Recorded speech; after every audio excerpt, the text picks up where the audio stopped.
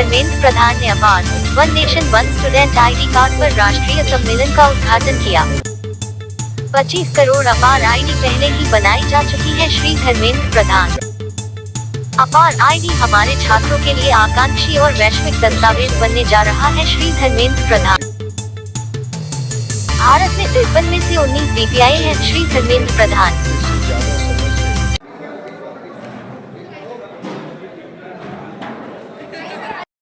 अस्सलामु अलैकुम, मैं ज़मीर अहमद अंसारी और आप देख रहे हैं जेड न्यूज़ फॉर यू। अर्ज़ यह है कि आपने अपने channel Z news for you को अभी तक सब्सक्राइब नहीं किया है तो सब्सक्राइब करें और साथ में दिए हुए बेल आइकन को भी दबाएं, जिससे हमारी आने वाली सभी वीडियोस के नोटिफिकेशन सबसे पहले आपको मिल सकें। इसके कारण हमारे जो एबीसी आईडी की वर्तमान संख्या जो है 6,31,000 हो गई है। कुल मार्कशीट हमने जो अपलोड किए हैं 2,35,505 और अपलोडेड डिग्री 2012 से अब तक की जो हमारी है वो है 16,90,000। तो ये सब हम करते हैं। और दूसरी बात, इस साल तो हमने दीक्षांत समारंभ खत्म होते ही 1 घंटे में सभी स्टूडेंट 1,65,000 विद्यार्थियों को डिग्री उपलब्ध कर दी थी 1 घंटे में। तो ये हम कर सके कि ये टेक्नोलॉजी के कारण ही कर सके और जो सपोर्ट हमें टाइम टू टाइम मिलता रहा। मुझे कुलपति बनने के बाद हर बार ये लगता था कि भारत निर्माण में मेरी यूनिवर्सिटी क्या योगदान दे सके और रिमार्केबल कुछ कर सके, तो इसी में हम ये अचीव कर सकते किया है। आज इस मंच पे हमें आने का अवसर इसलिए मिला कि ये हमें अचीवमेंट कर दिया हमने। मैं शिक्षा मंत्रालय और पूरी राष्ट्रीय स्तर की टीम को उनके दूरदर्शी नेतृत्व और समय पर हमें समर्थन और मार्गदर्शन करने का आभार व्यक्त करता हूं और हम अपने देश में शिक्षा की उन्नति में और योगदान देने के लिए तत्पर रहेंगे। जय हिंद, जय भारत। बहुत बहुत आभार। Thank you very much sir for sharing those wonderful. Gujarat university के लिए बहुत बहुत अभिनंदन और जो ये इन्होंने अच्छे कार्य किए हैं इसके लिए वाकई आज इनका अभिनंदन होना चाहिए। और अब हम निवेदन करेंगे डॉक्टर चावला से कि आप भी। परमवन्य श्री धर्मेंद्र प्रधान जी, शिक्षा मंत्रालय के सम्मानित अधिकारियों, सदा सक्रिय सहायक और मार्गदर्शक एबीसी एनएडी के राष्ट्रीय स्तर की टेक्निकल टीम, विभिन्न विश्वविद्यालयों के कुलगुरु श्री, विभिन्न विश्वविद्यालयों के रजिस्ट्रार श्री, एबीसी नोडल अधिकारी और सभी अधिकारीगण। हम जानते हैं जैसे ही परम आदरणीय भारत राष्ट्र के यशस्वी बड़ा प्रधान माननीय प्रधानमंत्री श्री ने एबीसी लॉन्च किया, उसके साथ ही कोई विलंब न करते हुए यूनिवर्सिटी ने संपूर्ण समर्पण के साथ हमने तेजी से कार्रवाई शुरू की और अगले ही दिन अकादमिक परिषद का प्रस्ताव पारित कर दिया। और यह अटूट प्रतिबद्धता, सिंडिकेट में समर्थन और विशेष रूप से राष्ट्रीय शिक्षा नीति 2020 को समर्पित एक विशेष सेनेट सिंडिकेट के साथ जारी हुई। हमारी यात्रा व्यापक जागृति अभियान के साथ शुरू हुई, जिसमें विभिन्न संचार माध्यमों का उपयोग किया गया। हमने अपनी वेबसाइट, सोशल मीडिया प्लेटफॉर्म और सूचनात्मक पोस्टर और समर्पित सूचना बूथों के साथ हमने पूरा ये विशिष्ट आईडी बनाने की प्रक्रिया हमने शुरू की। संभवतः चुनौतियों का अनुमान लगाते हुए हमने सक्रिय रूप से समस्या समाधान की कार्यवाही शुरू की। एबीसी आईडी बनाने में कठिनाई का सामना करने वाले छात्रों को तत्काल और व्यक्तिगत सहायता प्रदान की गई, यह सुनिश्चित करते हुए कोई भी छात्र छूट न जाए जिनके मोबाइल नंबर आधार कार्ड से जुड़े नहीं थे और उन्हें ओटीपी नहीं मिल पा रहा था। उनकी सहायता के लिए हमने जिला के सातों कलेक्टर के साथ सहायता करके उनको काम आगे बढ़ाया। आज हम 100% हमारे यहाँ हमने APAAR आईडी बना चुके हैं और अगला हमारा जब कन्वोकेशन होगा इसके साथ हम पूरे 1 घंटे में हमारा पूरी जितनी भी डिग्रियाँ है हम अपलोड कर देंगे। हमारी एक विशिष्टता है कि हमारे विश्वविद्यालय जो है वो आदिवासी क्षेत्र की जरूरतों को पूरा करता है। ऐसी अवधारणा है कि आदिवासी क्षेत्र अनूठी चुनौतियों का सामना करते हैं, लेकिन हमारे विश्वविद्यालय के 2.5 लाख से ज़्यादा एबीसी आईडी में से 30% से ज़्यादा, कुल वैसे हमारे 10 लाख से एबीसी आईडी है, इसमें ज़्यादा 30% से ज़्यादा हिस्सा जनजाति छात्रों का है। यह कवरेज हासिल करना आदिवासी समुदायों में भी डिजिटल विभाजन को काटने में भारत की प्रगति का एक प्रमाण है। ये इसके बिना संभव नहीं होता। यह सफलता की कहानी केवल संख्याओं के बारे में नहीं है, यह माननीय यशस्वी प्रधानमंत्री श्री नरेंद्र भाई मोदी जी के 2047 तक विकसित भारत बनाने का एक महत्वपूर्ण प्रमाण भी है। आदिवासी छात्रों को सक्रिय रूप से इस पहल को अपनाते हुए अपने भविष्य को आकार देते हुए और वास्तव में समावेशी और डिजिटल रूप से प्रगतिशील भारत में योगदान करते हुए देखकर हमें बहुत गर्व होता है। और आखिर में ये पूरे यूएनएसजी और एनएडी के टेक्निकल टीम और शिक्षा मंत्रालय और पूरी राष्ट्रीय स्तर की टीम के दूरदर्शी नेतृत्व और अटूट समर्थन के लिए अपनी गहरी कृतज्ञता व्यक्त करते हैं। और यह यात्रा सामूहिक प्रयास और सहयोग का एक प्रमाण रही है और हमें अपने देश में शिक्षा की उन्नति में और योगदान देने के लिए तत्पर है। वंदे मातरम, भारत माता की जय, जय Shri Ram. Thank you very much, sir, for sharing the wonderful initiatives that are actually being carried out at the ground level. MEITY, Shri S. Krishnan, Secretary Skill Development and Entrepreneurship, Shri Atul Kumar Tiwari, Chairperson of NCBET, Dr. Kalsi, Chairperson NETF, Professor Anil Sahasrabudhe, my colleagues from Ministry of Education, MEITY, and all stakeholders who has joined us from the world of education, skilling, and primarily engaged with the larger concept of Viksit Bharat. Today would go into the annals of the department and the ministry as a very important day. Launch of 25 crores APAAR ID, Automated Permanent Academic Account Registry. APAAR, as in Hindi you would know, it means immense. The widest possible latitude which is available for doing things. And I guess this is at the heart of APAAR. It's a tool and it gives us an opportunity to be able to do what we have not imagined till date. We mentioned that one nation, one ID for all students who are part of our larger world of education and skilling. The National Education Policy 2020, it promises to transform the educational scape of India. What are we looking at? We who are part of the school education department, we are looking at 100% gross enrollment ratio up till class 12th. We are also looking that every student who gets out of our system by the time he or she finishes class 12th has at least proficiency in one kind of skill, if not more. And this skill should be as per what the country, the industry requires, and it should be aligned with the kind of industrial development which the country is experiencing. We are also aware of the fact that we run one of the most complex education systems in the world. We have 260 million children going to 1.466 million schools across 36 states and UTs. You would imagine the kind of immensity of the issue of tracking every child, but then APAAR makes it possible. We are very happy to tell you that the Education Department of School Education and Literacy, it maintains a database called the UDICE Plus. And from the year 21-22 to 22-23 when we went, we converted it into a registry. Meaning that we have the name and the details of every school-going children across the country, and we have that many names. And 25 crore children have all filled up their names. I'm also happy to tell you that with due consent, 19 crore of them have given their Aadhaar data with us in this particular database. We are in the process of verification. We created a permanent education number for all these 25 crore children, And based on this, the launch of today suggests that all of them have been issued an APAAR ID. Now what next? And why is it important to have an APAAR ID?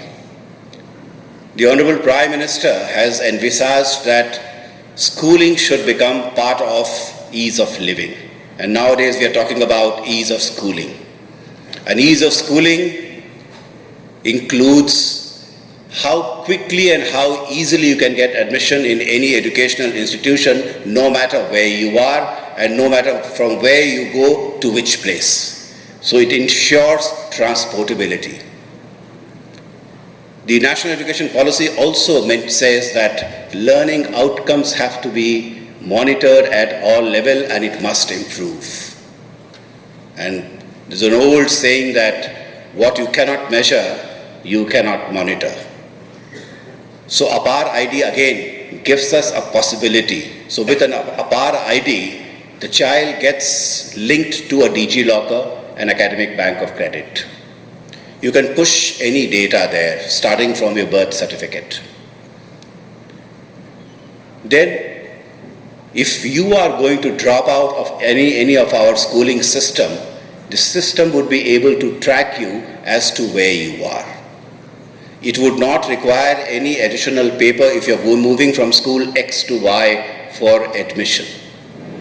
It would enable us to have a single repository all across for all your academic achievements in a time series manner. So if you join the schooling system and you spend 15 years there, there would be a single place where you'd be able to find all your progress cards, what we call a holistic progress card.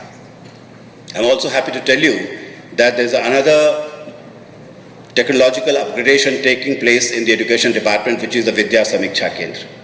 And through the Vidya Samiksha Kendra, we will be tracking the learning outcomes of each and every child, including the attendance of the teachers as well as of the students. So every year when you do an exam and your holistic progress card is made ready, not only it will go to your DigiLocker, it will also be uploaded on the Vidya Samiksha Kendra. We will be able to track the learning outcomes of each and every child and see at a macro level, maybe at the school level, block level, district level, the kind of attendance movement which is taking place, how teachers are appearing, how the learning outcomes of a school over a period of time is changing. So immense possibilities, and as the name suggests, APAAR, I think this ID is going to live up to its name. We have launched it today, and I would want to assure the Honorable Minister that we in the School Education Department, we are extremely excited about it. And we are completely prepared to roll it out in the manner where it is going to affect each and every child in a manner we would want and in a manner the National Education Policy envisages. So the journey has begun, and I would take this opportunity to thank all of you for being part of this historic day.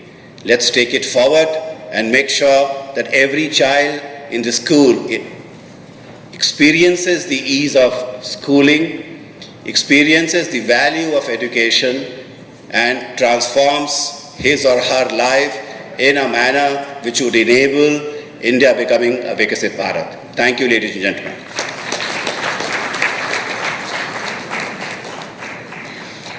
As you said, what you cannot measure, you cannot monitor. Well, APAAR makes it possible. It gives us the opportunity to do what we have not imagined till date. Thank you very much, sir, for sharing your thoughts, views and ideas with all of us. Ladies and gentlemen, we would now be requesting Professor Anil Sahasrabudhe, Chairman NETF, to kindly please address the August gathering. Sir. सभी को नमस्कार. Good evening to all.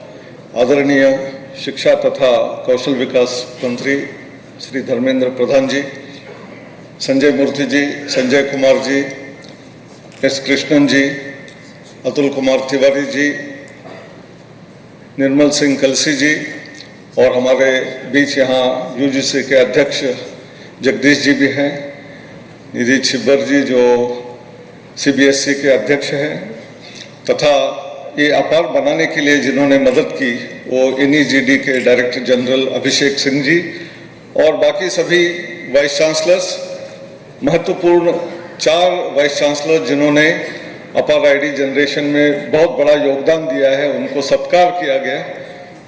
वो सभी लोगों को प्रणाम करते हुए इसका थोड़ा बैकग्राउंड मैं बताना चाहूँगा कि हम सब जानते हैं कि राष्ट्रीय शिक्षा नीति 29 जुलाई 2020 अब करीब 3.5 साल हो चुके हैं।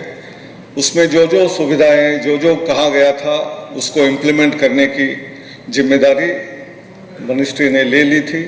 यूजीसी हो, NCVET हो, NCTE हो, AICT हो, सब लोगों ने योगदान कर रहे थे, लेकिन अनेक चीज़ों के लिए कुछ ना कुछ इंफ्रास्ट्रक्चर और टेक्नोलॉजी का सपोर्ट ज़रूरत था।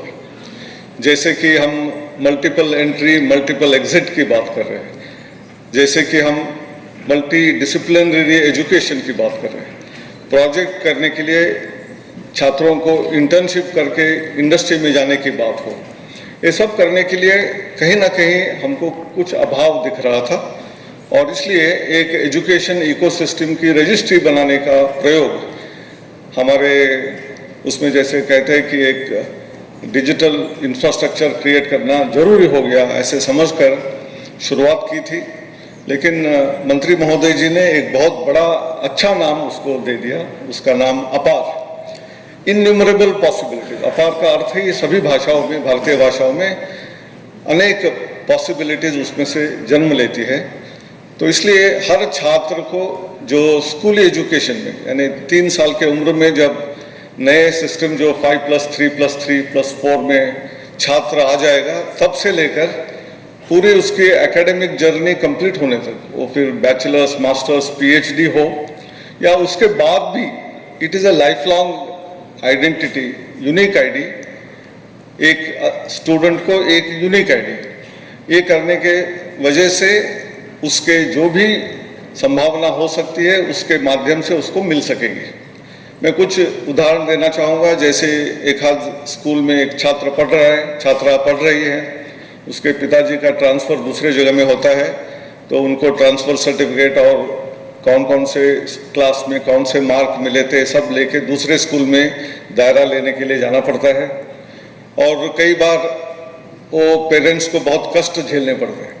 तो इस माध्यम से जब हम अपार आईडी और उसको एकेडमिक बैंक ऑफ क्रेडिट के साथ जोड़ने के बाद हर सीखने वाली चीज़ों को वहाँ रिकॉर्ड किया जाएगा, दर्ज किया जाएगा, और इट इज़ ऑथेंटिकेटेड रिकॉर्ड। तो इसलिए हार्ड कॉपी कहीं ले जाने की ज़रूरत नहीं है, हार्ड कॉपी सर्टिफिकेट खोने की कोई भय नहीं है। और ऐसे छात्र जब एक जगह से दूसरे जगह में ट्रांसफ़र होते हैं तो वो ऑटोमेटिकली वो सभी रिकॉर्ड वहाँ API के थ्रू दूसरे स्कूल को मिल सकता है।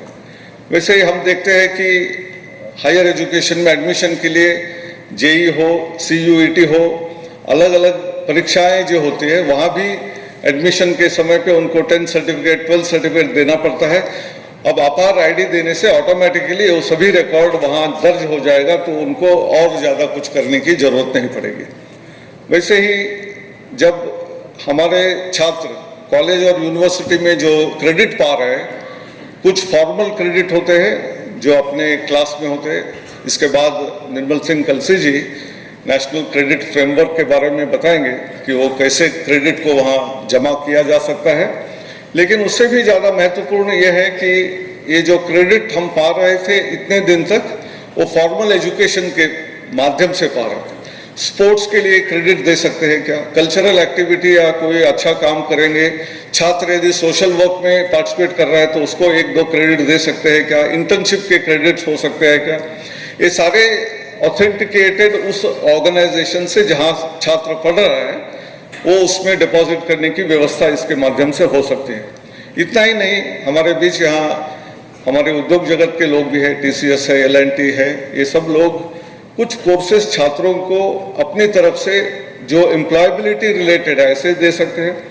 वैसे lot of skill development courses are available from some of the organisations.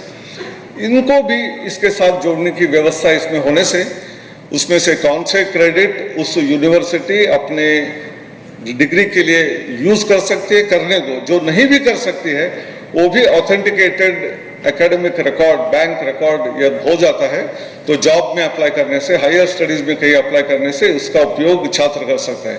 तो इसकी अपॉर्चुनिटीज और यूज केसेस इन्यूमरेबल है, इसलिए इसका नाम ही अपार रखा गया है।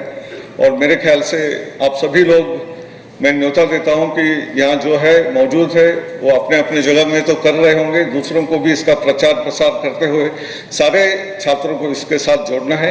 आज 25 करोड़ है, हमको 50 करोड़ तक अगले कुछ सालों में जाना चाहिए और उसके बाद ये लाइफ लॉन्ग आईडी होने की वजह से स्किलिंग, रीस्किलिंग, अपस्किलिंग सभी जगह में इसका उपयोग होगा। तो शायद जन्म से लेकर मरण तक ये आईडी उनके साथ रहेगी। ऐसे कहते हुए मेरे 4 शब्द समाप्त करता हूँ। नमस्कार, जय Hind. Authentic records, easy to manage and share information. And as you said that APAAR stands for innumerable possibilities. We were listening to Chairman NETF and NBA, Professor Sahasrabudhe. Thank you very much, sir, for addressing us.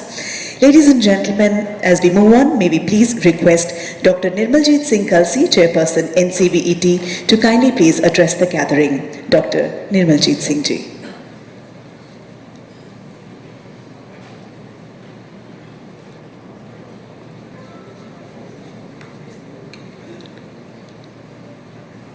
माननीय मंत्री जी, stage पर उपस्थित secretary साहबान, हमारे NATF के chairperson Sahasrabuddhe जी, UGC के chairman Jagdish ji, साथियों, आज हम NEP 2020 जो एक बहुत ही कंस्ट्रक्टिव और डिसरप्टिव पॉलिसी माननीय प्रधानमंत्री जी लेके आए हैं, उसके इम्प्लीमेंटेशन के बारे में बात कर रहे हैं।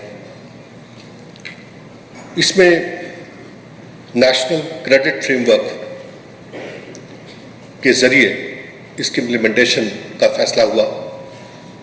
माननीय मंत्री जी की तरफ से आदेश हुआ कि इसके सारे प्रावधानों को इकट्ठा करके किस तरह से हम higher education, school education, skill education को इकट्ठा मिला करके चल सकें, अगर उसका प्रावधान हो जाए और किस तरह से उसमें NEP को लाया जाए।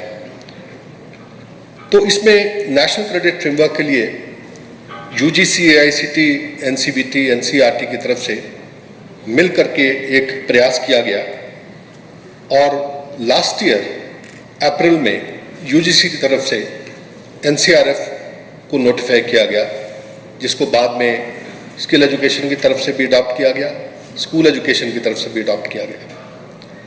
तो इसमें जो एक बहुत बड़ा प्रावधान है, जैसा बताया कि holistic education, multi disciplinary education, सारे डिस्टिंक्शन हर तरह के रिमूव कर दिए गए, लर्निंग आउटकम बेस्ड एजुकेशन कर दी गई, स्किल एजुकेशन दोनों लर्निंग आउटकम बेस्ड, असेसमेंट को एक अलग किस्म का बना करके उसको मैंडेटरी किया, असेसमेंट के ऊपर ही क्रेडिट देने का प्रावधान किया गया।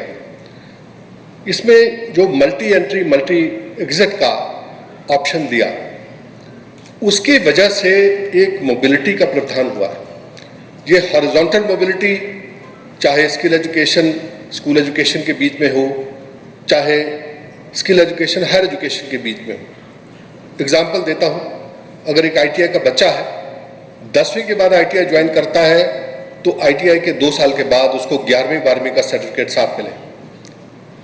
इसी तरह से एक बच्चा जो डिप्लोमा ज्वाइन करता है, 10वीं के बाद 3 साल का डिप्लोमा किया, उसके बाद वो सेकेंड ईयर UG में कहीं एडमिशन ले सके। इसी तरह से UGC की तरफ से प्रावधान किया गया कि पहले साल के बाद UG सर्टिफिकेट, दूसरे के बाद UG डिग्री, तीसरे के बाद UG डिप्लोमा, तीसरे के बाद UG डिग्री, चौथे के बाद UG डिग्री विद ऑनर्स का प्रावधान किया गया। तो ये सारे 3 जो क्वालिफिकेशन फ्रेमवर्क के जरिए इम्प्लीमेंट हुए हैं, national higher education qualification framework, national school qualification curriculum framework और नेशनल स्किल क्वालिफिकेशन फ्रेमवर्क, ये तीनों फ्रेमवर्क के जरिए इनको इम्प्लीमेंट किया गया। और इसमें क्रेडिटाइजेशन ऑफ ऑल लर्निंग्स का प्रावधान किया गया। जो क्रेडिटाइजेशन की गई वो 3 डायमेंशन में क्रेडिटाइजेशन संभव है। आप अकेडमिक्स से क्रेडिट ले सकते हैं, आप स्किल से क्रेडिट ले सकते हैं, आप एक्सपीरियंशियल लर्निंग से क्रेडिट ले सकते हैं और इन क्रेडिट्स को जोड़ करके आप इसको सर्टिफिकेट, डिप्लोमा और डिग्री में कन्वर्ट कर सकते हैं। यहाँ तक कि हायर एजुकेशन में बहुत अच्छा प्रावधान किया गया कि अप टू 50% क्रेडिट्स आप स्किल बेस्ड कोर्सेज से भी ला सकते हैं, तो जिसका बड़ा इफेक्टिव इस्तेमाल अब ABC और अपार के जरिए किया जा रहा है। इसमें assignment, accumulation, transfer, redemption, management of credit कैसे हो, किस ढंग से हम इनकी वैलिडिटी है उसको देखें, किस ढंग से हम इसमें एक इंटीग्रेटेड वे में रिकॉग्निशन ऑफ प्रायर लर्निंग कर सकें, किस ढंग से एक्सेलरेटेड लर्निंग के बारे में विचार किया जा सके जो बच्चे तेज करना चाहते हैं। प्रावधान इसमें किया गया कि एक साल में 1200 घंटे की लर्निंग और उसके 40 क्रेडिट, और इसी तरह से उसको घंटों में तोड़ के, सब्जेक्ट वाइज तोड़ के, लर्निंग आउटकम के बेसिस पर सब्जेक्ट वाइज कितने कितने क्रेडिट्स मिलें, और वो क्रेडिट्स जो हैं फाइनली जो हैं अपार के ज़रिए ABC बैंक में जाएंगे। और इसमें जैसा कि सहस्रबुद्धे जी ने बताया कि इसमें internship, apprenticeship, on the job training, इनके ज़रिए भी जो क्रेडिट मिलेंगे वो जा सकते हैं। इसी तरह से जितनी बड़ी कंपनियां हैं, OEMs हैं या इंडियन कंपनियां हैं जो अपनी खुद की ट्रेनिंग कराती हैं, उनकी ट्रेनिंग को भी रिकॉग्नाइज करके किस ढंग से हम अपने पूरे एजुकेशन सिस्टम में लाएं, किस ढंग से उनको करिकुलम का पार्ट बनाएं, इसका प्रावधान इसमें किया गया। Employability skills, soft skills, life skills का प्रावधान किया गया। तो इसके बारे में जो डिटेल्ड SOPs हैं वो तैयार हो गई, फाइनलाइज हो गई, वो लागू हो गई। तो ये मैं आपसे गुजारिश करूँगा कि वो SOPs जो हैं वो आप एक्सेस कर सकते हैं UGC की साइट पर, हमारी साइट पर भी, और उसमें हर तरह की क्रेडिटाइजेशन का प्रावधान है। Olympiads, hackathon, performing arts, fine arts, social work, games and sports, ये सब कुछ है। और जो अपार ID है, अपार ID में स्टूडेंट ID के साथ साथ किस सब्जेक्ट में, चाहे अकेडमिक है चाहे स्किल है, उसने कोर्स किया, क्रेडिट प्राप्त किए, उस क्रेडिट का लेवल क्या है, उसकी वैलिडिटी क्या है, तो ये सब चीज़ें उसमें साथ आई हैं। तो मैं समझता हूँ कि इसी सत्र से ये पूरी तरह से लागू हो जाएगा। और इसमें जो SOPs देखने के बाद अगर फिर भी कोई डाउट रहता है किसी को, तो हम लोग उपस्थित हैं, आपकी पूरी सहायता करेंगे। कहीं कोई इसके ऊपर सेमिनार करना चाहता है, कोई डिस्कशन कराना चाहता है, हम लोग हमेशा उपलब्ध रहते हैं और समय समय पर इसको करते रहते हैं। और 25 करोड़ से 50 करोड़ मैं समझता हूँ कि अगले 2 साल में ही पहुँचने का हम लोग को टारगेट लेकर के चलना पड़ेगा। और एक ये बहुत बड़ी सौगात जो सरकार ने दी है उसका पूरा उपयोग करना चाहिए। धन्यवाद। जय हिंद।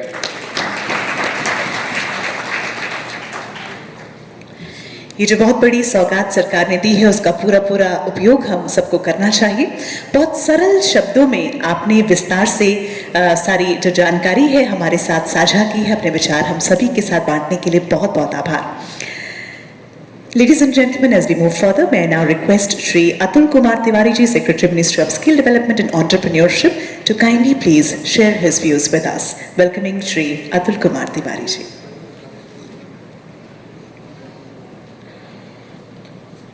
आदरणीय मंत्री जी, professor Sahasrabuddhe ji, doctor Kalsi ji, Shri Jagdish Kumar ji, my fellow secretaries on the dash, education skilling से आए हुए तमाम आह्वानित अतिथिगण, industry representatives, ladies and gentleman, जैसा प्रोफेसर सहस्रबुद्धे ने और जैसा डॉक्टर कलसी ने बताया, ये हमारे लिए आवश्यक है कि हम विकसित भारत के लिए एजुकेशन और स्किलिंग को इंटीग्रेट करें। ये हमारी नेशनल एजुकेशन पॉलिसी का भी एक बहुत महत्वपूर्ण लक्ष्य है और इस दिशा में इसको कार्य रूप में लाने के लिए जो नेशनल क्रेडिट फ्रेमवर्क की व्यवस्था जो की गई, जिसके बारे में विस्तार से डॉक्टर कलसी ने बताया और जिस कमेटी का मुझे भी सौभाग्य था उसका सदस्य बन के रिपोर्ट फाइनलाइज करने का, और जिस तरह से हमारे एकेडमिक बैंक ऑफ क्रेडिट की व्यवस्था की गई है और अपार की व्यवस्था की गई, इन सब के साथ स्किल को जोड़ने के लिए मैं आपके सम्मुख ये कहना चाहूँगा कि हमने हमारे मंत्रालय में आदरणीय मंत्री जी के प्रोत्साहन से और उनके गाइडेंस में हमने स्किल इंडिया डिजिटल का लॉन्च हमने 13 सितंबर को किया है। स्किल इंडिया डिजिटल और अपर आईडी दोनों मिलकर काम करेंगे। इसके बारे में स्टूडेंट रजिस्ट्री के बारे में हमारे दोनों को जोड़ने की व्यवस्था की गई है।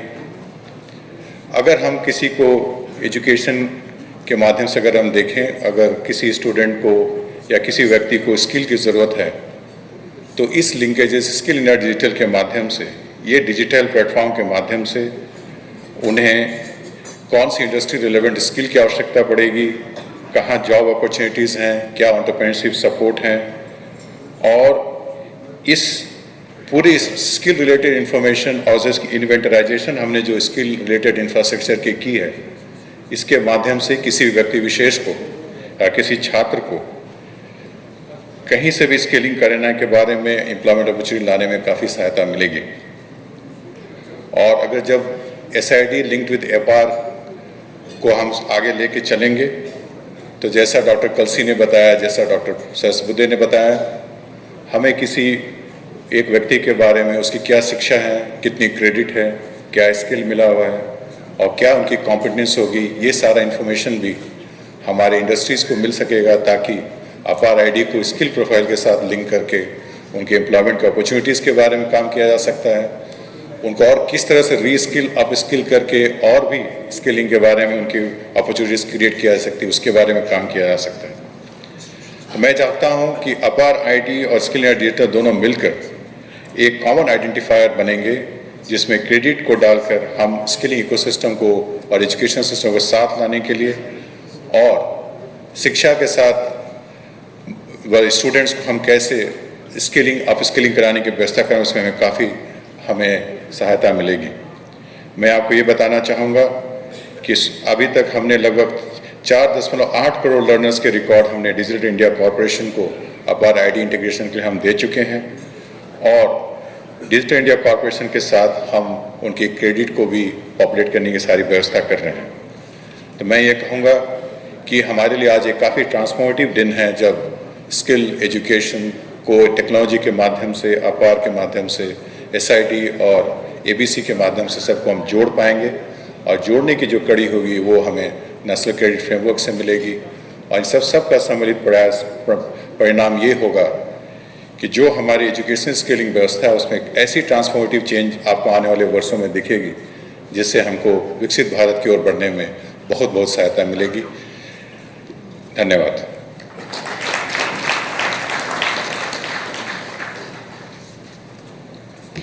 एक ट्रांसफॉर्मेटिव डे हम सभी के लिए, जिससे विकसित भारत की ओर बढ़ने में हम सभी को सहायता मिलेगी। Thank you very much sir for sharing your thoughts and views with all of us today.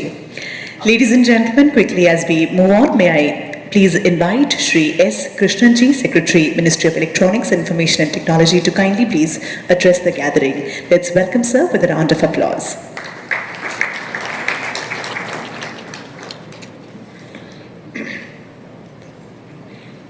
Honorable Minister for Education, Skill Development and Entrepreneurship, my good friend and colleague, Secretary Higher Education, Shri Sanjay Murthy, Secretary Skill Development and Entrepreneurship, Shri Atul Kumar Tiwari, Chairperson of National Education Task Force, Professor Anil Sahasrabudhe, Chairperson of the National Council for Vocational Training and Education, Dr. Nirmaljeet Singh Kalsi, members of the higher education and school education community, and my colleagues from the Ministry of Electronics and Information Technology who are present here today. It's a matter of great pride for the Ministry of Electronics and Information Technology and the institutions which function under it, specifically the National E-Governance Division, for being partners of the Ministry of Education in rolling out 3 successive initiatives which have resulted today in the APAAR ID being created for nearly 25 crore students. It all started with the National Academic Depository in the year 2000, where in the height of the COVID pandemic, NEGD along with UGC managed to onboard nearly 60 crore academic documents from about 1,000 academic institutions. The National Academic Depository currently has nearly 2,275 institutions with 17.78 crore degrees having been awarded through that process. Subsequently, the National Academic Depository has been expanded to constitute the Academic Bank of Credits, ABC as it's known, under a project which the Ministry of Education awarded to NEGD based on the successful implementation of the NAD. We thank the Ministry of Education for having entrusted this prestigious project to NEGD for implementation, and in the process we have now onboarded 75 crore academic records from 1,770 institutions, some of whom you saw today detailing the kind of experience they've had in using this particular mechanism. Currently, we have 25.97 crore students and learners who are registered in this process. This entire initiative is aligned both with the National Education Policy, which ensures that students have greater mobility, and as a goal, they should be able to carry their academic credits from one set of course to another. This can be completely revolutionary for not just the education system, but the skilling ecosystem of the country. As the Ministry of Electronics and Information Technology, I represent not only the process through which we create some of these repositories and some of these digital public infrastructure, but we also work on the promotion of the electronics manufacturing industry in this country. And one of the most crucial elements of the electronics manufacturing industry and the information technology industry in this country is the quality of the human resources that we have, the manner in which they get trained, their ability to move seamlessly between different branches, and the ability to adapt to changing environments. And clearly,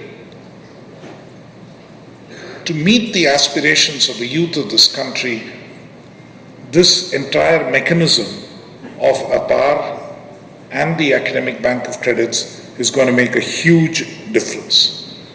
As I was reading through the material and understanding what it means, my thoughts only went back to my own student days, where this whole idea of carrying sheafs of paper and certificates and copies and getting them attested and signed and submitting them in different places, and the headache of doing it and making sure that you have enough documentation to submit to the different educational institutions, and this worry that you might lose your essential certificates at some point or the other and to protect them. And over the years, as a civil servant and administrator in multiple capacities, when people come to you with grievances like in a flood or a fire or some other episode, they've lost all their educational records and they don't know how to come forward. These are real life stories that we have encountered, and today I think through technological means we have truly established the ease of living for the student community, and not just the student community, for the entire education system as well. The other big problem we almost always have is verification of records. Finding out whether this is a genuine record or not, finding out whether somebody is submitting false certificates, finding out whether somebody has taken away somebody else's certificate and submitting as his own. These are issues which we have all faced, which we have read about in the newspapers and we come across. All of those are eliminated through the launch of this initiative, which ensures that all of the academic records can be easily verified by any institution, and they can be sure that the student whom they are evaluating or looking at is indeed the student to whom these records belong, and these records are authenticated by an independent agency like DigiLock. India today is immensely proud of the digital public infrastructure that it has created. The Honorable Prime Minister has repeatedly emphasized this. Many countries in the world are looking at us as the fount for digital public infrastructure. Even yesterday, I was talking to a group of Sri Lankan senior civil servants, explaining to them how they can adapt digital public infrastructure which India has created. And it's not just other developing countries or the global south who are looking at this. It is something even advanced countries are looking at to see how they can learn from the Indian experience. This has been a remarkable transformation which has taken place, and undoubtedly APAAR, the ABC and this entire framework is a very, very critical and important piece of the digital public infrastructure of this country, about which we can be justifiably proud, and using which we can really enable the youth of this country to aspire for better careers, better lives, and make sure that they are able to contribute to the growth of this nation. It gives me immense pride, and it gives me, I am truly grateful to the Education Ministry and to the Skill Development Ministry for having remembered us on this occasion and invited us to this event. And we are truly proud to have contributed to this effort of the Ministry of Education. My entire team, led by Mr. Abhishek Singh, the CEO of NEGD, and his dedicated team, which worked on this in record time to get it done. I would truly appreciate a round of applause for that entire team who have done a wonderful job. And thank you once again for having us here on this occasion. Thank you. How the Indian experience can serve as a model for other nations to follow. That's truly inspiring. Well, meeting the aspirations of youth of the country becomes really, really important. Thank you, sir, for addressing us. Ladies and gentlemen, quickly as we move on, may I please invite Shri K. Sanjay Murthy, Secretary, Department of Higher Education, to please address the gathering. Ladies and gentlemen, let's welcome Shri K. Sanjay Murthy. Good evening, everyone. Honorable Education Minister, my colleague Secretaries Krishnan and Atul, Chairman NETF, Shri Anil Sahasrabudhe ji, Chairman NCVET, Shri Kalsi ji, Chairman UGC, Jagdish ji, all distinguished guests today, Vice Chancellors, Directors, members from the industry, and the entire NEGD team led by Abhishek, who is here. First of all, continuing to what Krishnan has said, I really want to place on record the great support and help that the NEGD team has given us in launching this program and coming to the stage that we are at. We know that we are in a constraint of time, but I just want to ensure that I mention two things to you going forward. While the importance of APAAR and its ability to provide students the flexibility of learning and recording that in his transcripts, the other great initiative, which is also an equivalently good digital public infrastructure, is the Samarth, in which one of the universities has just mentioned to you its deployment and its access.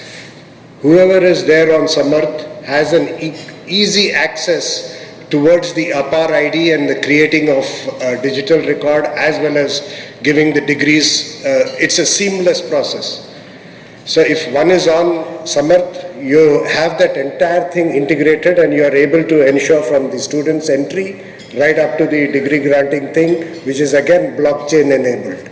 So my request is that kindly see that you adopt even the Samarth platform, which all type of institutions have adopted, from IIMs to IITs to NITs to central universities to and even small colleges.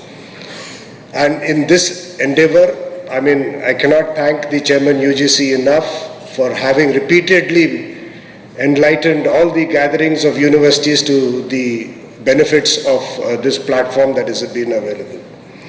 The second thing is that we are doing is, and again it's a big DPI, it's the Swayam portal.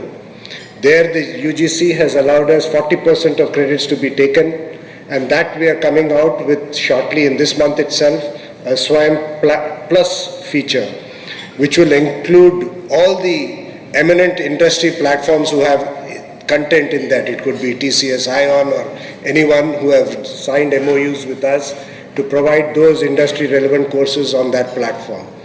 And again, it is here that those credits will get creditized into this APAAR ID platform and leading into the NAD and DigiLocker thereafter.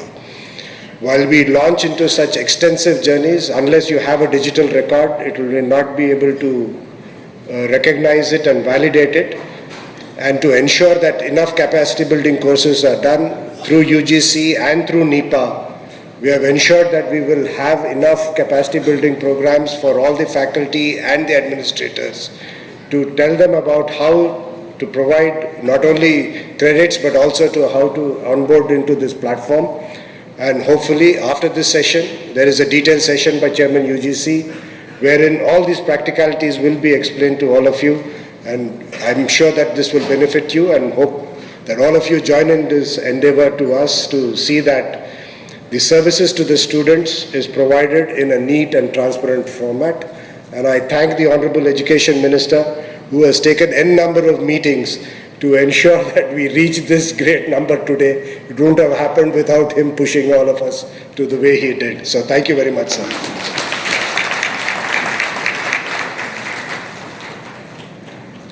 Thank you very much, sir. Absolutely a wonderful day, momentous occasion for all of us. एक milestone achieve किया है और सभी का इसमें सहयोग है, सभी का इसमें साथ है. बहुत बहुत आभार. अब हम उन्हें आमंत्रित करते हैं जिन्हें हम सब लोग सुनना चाहते हैं, जिन्होंने अपने जीवन में बहुत से महत्वपूर्ण पदों को संभाला है, अपनी कार्यशैली की वजह से निरंतर सफलता की सीढ़ियां चढ़ते रहे, एक कर्मठ कर्तव्यनिष्ठ व्यक्तित्व. Ladies and gentlemen, whose presence is truly inspiring, under whose leadership his vision and dedication have paved way for transformative initiatives in the system, and you know who I'm talking about. Please join hands in welcoming Shri Dharmendra Pradhan ji, the Honorable Union Minister of Education and Skill Development and Entrepreneurship, to kindly please share his views, thoughts with us, to please address the gathering. Sir. नमस्कार. आज की कार्यक्रम में मंच पे उपस्थित सभी महानुभाव, यहाँ उपस्थित सभी देश के जाने माने शिक्षाविद, प्रशासक और मीडिया के मित्रगण, पिछले लगभग 1 घंटे से ज़्यादा समय से देश में एक नया डिजिटल पब्लिक इंफ्रास्ट्रक्चर का आज लोकार्पण हो रहा है, हम उसकी साक्षी बन रहे हैं. और ऐसा एक आज डीपीआई एक नया रूप में आया है. शुरुआत में जो समृद्ध है, आज जिसे बताया गया अपार आईडी में विद्यार्थी की, स्टूडेंट्स की एक आइडेंटिटी कार्ड, ये स्टूडेंट लाइफ की एक सबसे बड़ा महत्वपूर्ण चीज होती है. हम कहीं भी जाते हैं अपना आईडी दिखाते हैं. वो एक प्रेस्टीज डॉक्यूमेंट होता है, एक कॉन्फिडेंस डॉक्यूमेंट होता है और एक एस्पिरेशनल डॉक्यूमेंट होता है. शायद जिंदगी के उसी समय में हम आईडी को बड़े गौरव के साथ अपने साथ रखते हैं. और हमारे देश में जैसे जैसे प्रगति हो रही है, वैसे ही आज हमारी आईडी की भी प्रगति हुई है. आईडी अभी अपने पॉकेट में रहता था स्टूडेंट्स की, उसकी डॉक्यूमेंटेशन उस पर्टिकुलर इंस्टीट्यूशन में रहता था. एक आधा जगह पे और कहीं रह गया तो बड़ी बात है। लेकिन आज जो इंस्ट्रूमेंट डिपार्टमेंट ऑफ एजुकेशन और डिपार्टमेंट ऑफ मेटी दोनों ने, अभिषेक जी आपका नाम तो लेना ही पड़ेगा, और कृष्णन साहब ने लिया तो मैं तो कहाँ नहीं जाऊंगा लेने के लिए। और मैं तो अभिषेक सिंह का हमारे मित्र है, वो भी एक जादूगर है, उन्होंने उस इंस्ट्रूमेंट को अच्छा एक टेक्नोक्रेट्स के नाते, एक प्रोफेशनल के नाते हमारे लिए उन्होंने बनाया है। मित्रों, आज ये एक उपक्रम हमको एक ग्लोबल आइडेंटिटी के साथ जुड़ा। ये आइडेंटिटी हमारे स्टूडेंट की अभी आइडेंटिटी कार्ड अपने जेब में नहीं रहेगा, अपने मोबाइल टेलीफोन पे रहेगा और मल्टी पॉइंट पे रहेगा, और दुनिया में किसी भी जगह पे किसी भी व्यक्ति उसको यूज कर सकता है स्टूडेंट की अनुमति से। इतना भी उन्होंने प्रूव किया, फायरवॉल बनाया, ये मेरे दृष्टि से सबसे उसकी ब्यूटी है। टेक्नोलॉजी को लोगों के आवश्यकता को ध्यान में रख के डिजाइन करना। कुछ साल पहले टेक्नोलॉजी अपहुंच होती थी। टेक्नोलॉजी का नाम सुनते लगता है तो थोड़ा ज्यादा पढ़े लिखे लोगों के लिए आवश्यक की चीज है और सामान्य लोगों के लिए ये नहीं है। लेकिन पिछले कई सालों से, विशेष करके पिछले 10 साल से, अभी मैंने कृष्णन जी को एक प्रश्न पूछा, कृष्णन जी जो डीपीआई डिजिटल पब्लिक इंफ्रास्ट्रक्चर की टेम्पलेट में कितनी टेम्पलेट होगा? आज हमने अपार एक टेम्पलेट बनाई, डिजी लॉकर एक टेम्पलेट है, यूपीआई एक टेम्पलेट है, हमारे हेल्थ डिपार्टमेंट की जो कार्ड है उसका नाम आभा आईडी है, वो भी एक डीपीआई है। हमने कोविन ऐप यूज करते हैं, वो भी एक डीपीआई है। तो ऐसे कितने डीपीआई होंगे? उन्होंने कहा कि 16 कंट्री के 16 कंट्री मिला के 53 डीपीआई का रिपोजिटरी बना है। उसमें ने रुके ताली कृष्ण साहब को और मिलना चाहिए, भारत सरकार को और मिलनी चाहिए। उस 53 ना 53 में 19 भारत के हैं। ये दुनिया की सबसे बड़ी नंबर है। हम कहते हैं कि डीपीआई में पिछले कई सालों में जो अपने अपने कैपेसिटी में लोगों ने एक्सीलेंस किया है, भारत ने पिछले 2 साल में डिजिटल पब्लिक इंफ्रास्ट्रक्चर, इसीलिए शुरू में ही प्रधानमंत्री जी ने कहा था डिजिटल इंडिया। तब लोगों ने उसको थोड़ा मजाक भी किया था, कुछ लोगों ने मजाक किया था कि क्या है डिजिटल इंडिया। अभी ध्यान में आएगा। अभी देखिए कि गांव का विद्यार्थी अपना नाम लिखाता है, नाम लिखाते ही उसका अपार आईडी बन जाएगा। अपार आईडी के अंदर सारे उसकी सर्टिफिकेट की डॉक्यूमेंटेशन रहेगा। करोड़ों डॉक्यूमेंट अभी भी आ चुके हैं। 25 करोड़ स्टूडेंट देश में अभी ऑन रिकॉर्ड 25 करोड़ है स्कूल एजुकेशन में, 4 करोड़ है हायर एजुकेशन में, और स्किल की दुनिया में 5 करोड़ लोग जुड़े हैं। क्योंकि स्किल बड़ा फ्लेक्सिबल है। कई लोग स्किल्स लेते हैं, कई लोग आईटीआई में रहते हैं, कई लोग जेएसएस में रहते हैं, कई लोग इंटर्नशिप अप्रेंटिस में जुड़े रहते हैं, और सब स्किल सेक्टर में जुड़े हैं।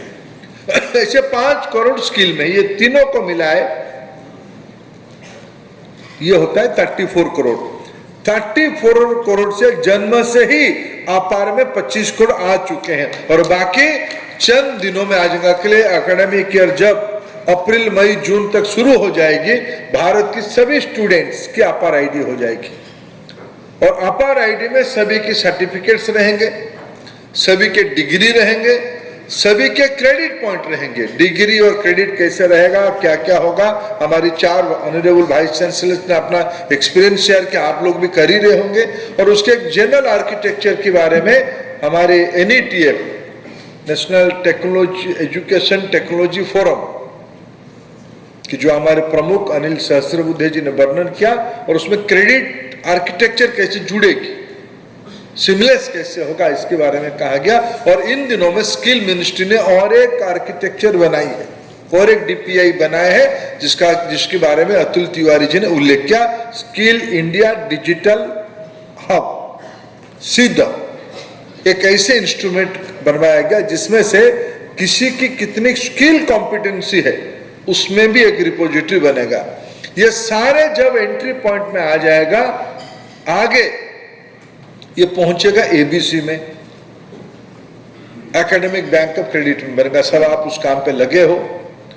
फिर ये जाके पहुंचेगा कहां? लॉकर में पहुंचेगा, डीजी लॉकर में पहुंचेगा, आपार से भाया एबीसी डिजी लॉकर तक, और बीच में एक एडिशनल स्वीटनर आ जाएगा स्किल इंडिया डिजिटल हब में। ये एक नया ईज खड़ा करेगा, एक नया माहौल बनाएगा। मैं इस इंस्ट्रूमेंट को शुभेच्छा देता हूं।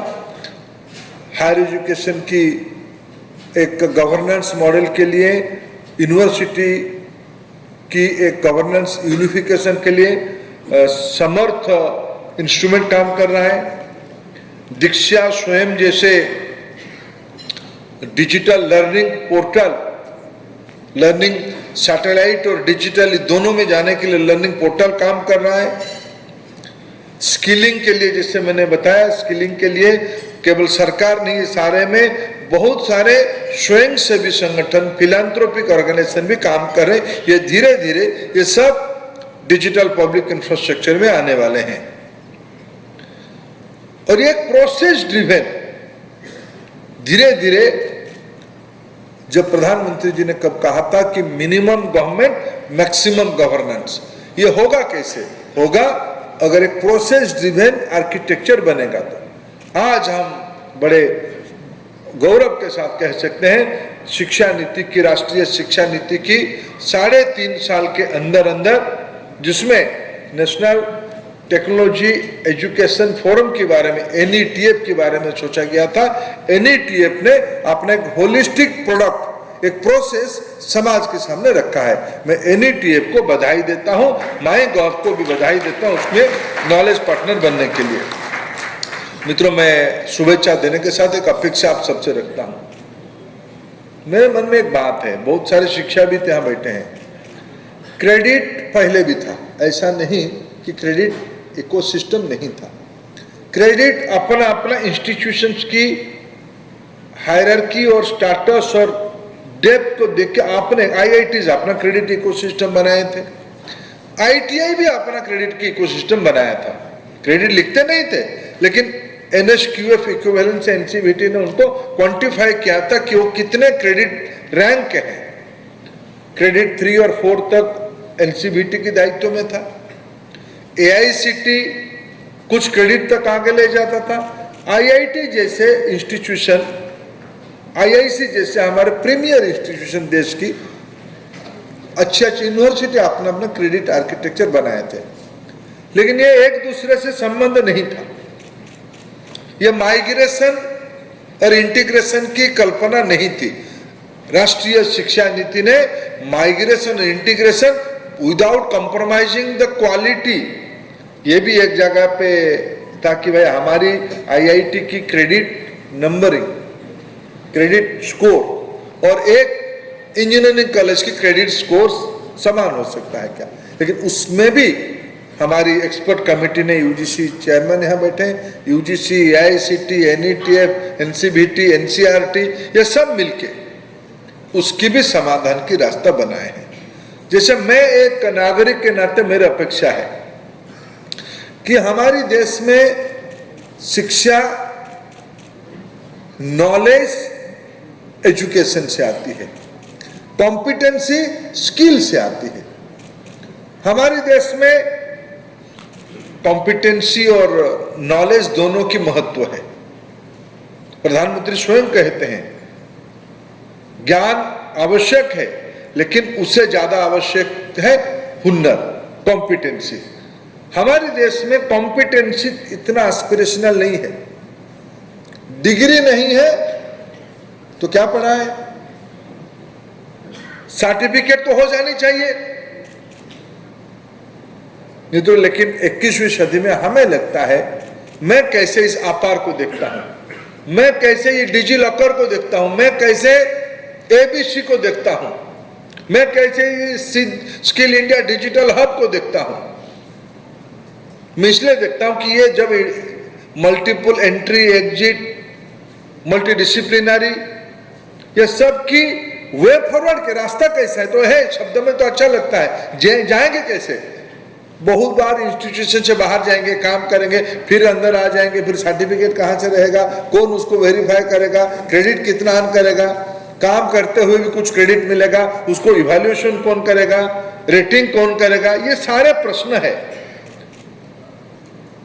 ये प्रश्न की एक थ्योरेटिकल रास्ता व्यवस्थापकों ने बनाई है, इंस्टीट्यूशंस उसको प्रैक्टिस पे लाना पड़ेगा। ये मैकेनिज्म को इंप्लीमेंट करने में टीथिंग प्रॉब्लम होगी, लेकिन एक बड़ा काम करने के लिए छोटा दिक्कतों को सामना करना ही पड़ेगा, उसकी कोई शॉर्टकट नहीं है, लेकिन उसको बनाना भी पड़ेगा। बनाने वाले लोग यहां बैठे हैं। मैं इस मोह में आया हूं, APAR में 25 करोड़ लोग हो गए इसीलिए नहीं। मैं सचिव महोदय को निवेदन किया था एक बार, ये क्रेडिट आर्किटेक्चर को सफल बनाने के लिए कैसे हमारी इंस्टीट्यूशंस खुद की तैयारी कर रही है। सबने कुछ ना कुछ किया है, लेकिन मेरा अपेक्षा रहेगा, मैं यूजीसी चेयरमैन महोदय को बार बार अनुरोध करता हूं, AICT को कहता हूं, अगले एकेडमिक ईयर से यानी 24-25 एकेडमिक ईयर से सभी संस्था धीरे धीरे टाइम बाउंड यानी 2-3 साल के अंदर फेज वाइज क्रेडिट आर्किटेक्चर को अपने वहां सेटल करवाइए। प्रॉब्लम होगा, फिर मैं कह रहा हूं, लेकिन प्रॉब्लम होगा तो उसको हिलाएंगे नहीं, उसको सेटल करेंगे। उस डिसरप्शन को वे फॉरवर्ड बनाएंगे। फ्यूचर उसमें कैसे निकलेगी, रास्ता निकलेंगे, आप ही को निकालना पड़ेगा।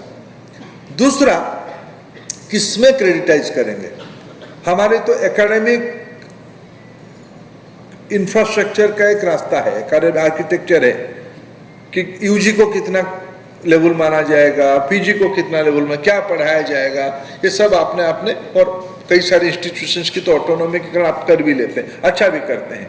लेकिन जिसको हम अभी तक एक्स्ट्रा करिकुलर कहा था, जिसको आपने इलेक्टिव कहा था, जिसको हमने इसको पढ़ लेने से भी चल सकता है, इसको कहा था, अभी एनईपी की रिकमेंडेशन से जो हमारी स्टीयरिंग कमेटी बनी थी, एनसीए बनी थी, एनसीए अपने एक मौलिक सुधार किया है, एक फंडामेंटल पैराडाइम शिफ्ट किया है। अभी तक स्कूल्स में language, science, social science, environmental science और मैथमेटिक्स पढ़ाया जाता था। अगले एकेडमिक ईयर से उसमें और 3 विषय फॉर्मली एज ए सब्जेक्ट जुड़ेगा। फॉर्मली अभी भी है वो, लेकिन वो चल सकता है, कैटेगरी में है, इलेक्टिव कैटेगरी में है, एक्स्ट्रा करिकुलर कैटेगरी। वो एक्स्ट्रा शब्दों को एनईपी ने छोड़ दिया है, सब करिकुलम के हिस्सा होगा। वाटर डे, खेल। अब खेल को आप तो अभी तक कहे हो कि भाई खेलते हो, पढ़ाई कब करते हो? अभी एनईपी ने, आप लोगों ने हमको रेकमेंड किया कि भाई खेल को भी आप सब्जेक्ट बनाओ, उसमें डिग्री करो, सर्टिफिकेट दो, क्रेडिट भी दो, ज्यादातर क्रेडिट आएगा उसमें। आपने आर्ट को भी कहा है ये एक सब्जेक्ट है, स्पोर्ट्स आर्ट दोनों का है। आपने स्किल को भी कहा, स्किल, कभी कभी हमारे सेक्रेटरी कहते हैं कि स्किल मिनिस्ट्री आने वाले 5-6 साल के बाद बंद करना पड़ेगा। क्यों? एजुकेशन ही स्किलिंग करना शुरू करेगा, पढ़ाई से स्कूल स्किलिंग होगा। ये कृष्णन साहब के विभाग, मैं अभी कह रहा था उनको, आप दोनों विभाग दुनिया में आने वाले दिनों में 25 साल में क्या होगा, आप सब पढ़ते भी हो, पढ़ाते भी हो, पढ़ते भी हो। आने वाले 25 साल में दुनिया में डिजिटाइजेशन की चरम पहुंचेगी। एआई कहां तक पहुंचेगा अभी हम अनुमान करना मुश्किल होगा।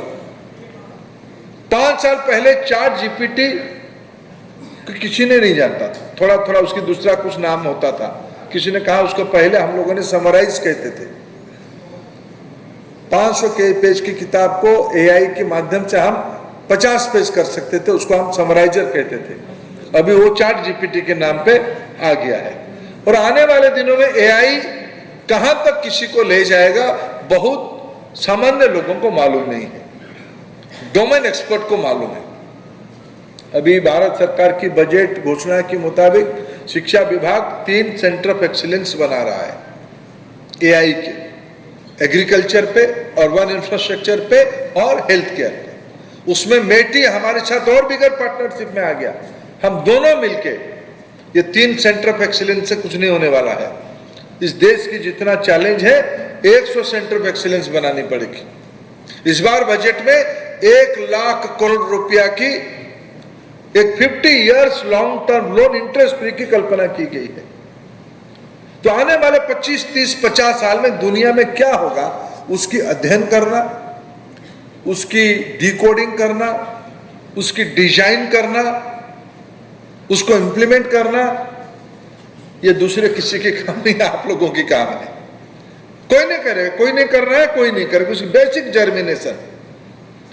इसीलिए नेशनल करिकुलम फ्रेमवर्क से लेके इस अपार तक ये सारे को, अभी किसी को भी मैं कभी कभी किसी विदेशी अतिथि को मिलता हूं, मैं उनको कहता हूं I am in charge of 350 million youngsters. वो 2 मिनट मेरे को दिखता है कि मैं सच गया, कुछ नंबर मेरे से गलती तो नहीं हो गया, क्योंकि उनकी देश की आबादी, उनके कॉन्टिनेंट की आबादी इतनी है, देश क्या है। वो 3 बार मेरे को दिखते हैं। हमारे स्टूडेंट्स यानी यंगस्टर्स, उसमें से फिर उस एज ग्रुप के कुछ लोग पढ़ाई में नहीं है। यह हमारी चैलेंज है। इसलिए मित्रों, आज अपार एक लंबी रेस की लंबी दूरी जाने के लिए आज हमने एक व्हील बनाई है। ये व्हील है, ये व्हील में हम लोग उसको, उसकी ताकत को समझे। इसमें फोर्स निकलेगी, इसमें एनर्जी निकलेगी, एनर्जी फोर्स निकलेगी तो न्यू आइडियाज भी आएगा। न्यू आइडियाज की ब्रीदिंग ग्राउंड आपके पास है, आप उसकी मेंटर हो। इसलिए सिर्फ आज एक हम आइडेंटिटी नंबर नहीं बना रहे हैं, हम एक नई दुनिया की ओर बढ़ना शुरू किए। कभी सोचो, दुनिया ने 53 डीपीआई बनाया, उसमें से 19 हमारे पास है। आप ही लोगों ने बनाया, आपकी कोई स्टूडेंट ने बनाया होगा या आपकी कोई पुराना स्टूडेंट ने बनाया। हमारा सेंट्रल स्कूल वाले, केंद्रीय विद्यालय वाले, विशेष करके एनसीईआरटी वाले क्लेम करते हैं सारे ब्रह्मांड के ज्ञान एनसीईआरटी से आए हैं। अभी भारत में जो विद्यार्थी चंद्रयान में सफल हुए हैं वो तो पढ़े होंगे ना एनसीईआरटी की किताब। अभी अभी प्रधानमंत्री जी अबू धाबी में आईआईटी की कैंपस लोकार्पण कर रहे होंगे या दिखने जाएंगे या उनके बच्चे उनको मिले। अभी आज आईआईटी लोकार्पित होगा अबू धाबी में। कुछ दिन पहले अबू धाबी की मंत्री उनके बच्चों को लेके आए थे हमारे देश में आईआईटी दिल्ली दिखाने के लिए। मैं भी था उनको स्वागत करने के लिए, बच्चों को मैं भी मिल के आ जाऊं, हमारे देश में आए हैं। तो उन बच्चों को उस मिनिस्टर महिला थी, वो समझा रहेगी कि जानते हो बच्चे आप कहां आए हो, आप आईआईटी आए हो, आप आईआईटी आए हो। आप आईआईटी क्या है, आईआईटी को एक्सप्लेन करते हैं। आईआईटी ग्लोबल सीईओ बनाता है, सुंदर पिसाई बनाती है। तो आने वाले दिनों में दुनिया की जो सारे अच्छा काम होगा उसके पास अपार आईडी होगा, मेरा भरोसा है। यानी इंडियन एजुकेशन सिस्टम से जाएगा, वो एनसीईआरटी की किताबों से जाएगा, वो आप जैसे इंस्टीट्यूशंस के माध्यम से आएगा और सबके पास अपार आईडी होगा।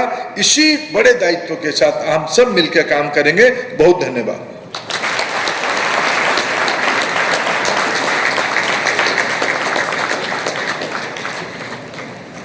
APAAR ID